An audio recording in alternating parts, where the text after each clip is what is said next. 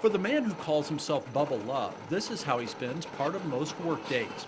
When the tide is right, he takes the short boat ride from Drunken Jack's to a Lord, spot it's of cold. land known as Goat Island. Its inhabitants are happy to see him.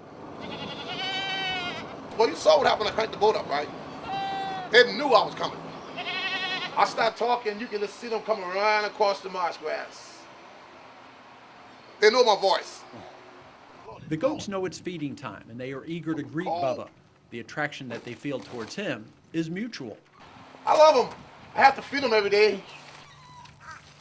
Goats were introduced to this little island in Murrells Inlet over a quarter-century ago. They were brought in to fill a need.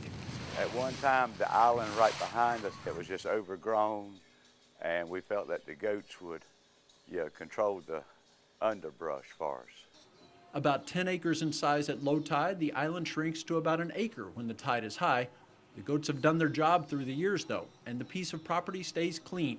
There has been an interesting byproduct of the goats' presence in the inlet. People love them. It gives them something to look at. They're very entertaining.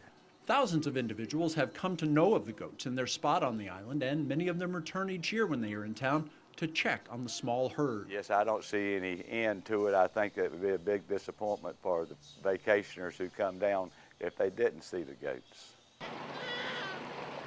The goats are not year-round residents. They are removed from their warm weather home in the winter and taken to a nearby farm. Generally, they head inland around Thanksgiving and return on or about April 15th. When we put them back, that's the big question. When are the goats coming on the island, and when are the goats going off the island? When the goats are on their island, they eat pretty well.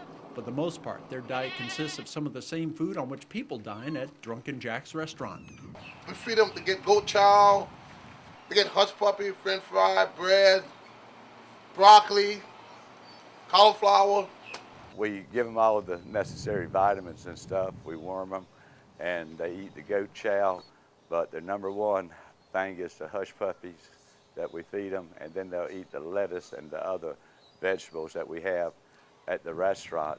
People probably think they know a little bit about goats, but then again, most don't interact with them on a regular basis. For instance, that old belief that goats will eat anything? Bubba says that's not exactly true. Like some people say goats eat cans and stuff. They wouldn't. Then again, these are not exactly normal goats. They eat food from a restaurant, they're tended to daily, and they enjoy island living on the coast of South Carolina. This is the Bahamas for them. This is vacation.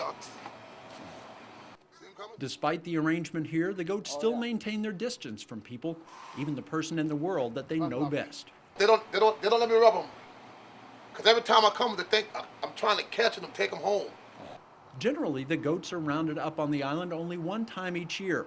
But if a big storm approaches, crews will gather them for evacuation to a safer location.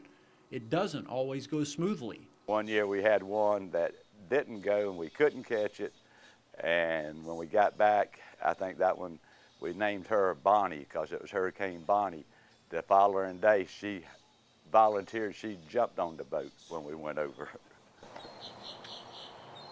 All the goats have names. Lafitte is the big Billy who has ruled the island for a number of years, but 2010 was his last season. Junior's going to take over the solid black one, and he's been dominated by Lafitte for the last year or so, so he'll be the man. And so goes life on Goat Island. Some of the inhabitants change, but the attraction remains the same.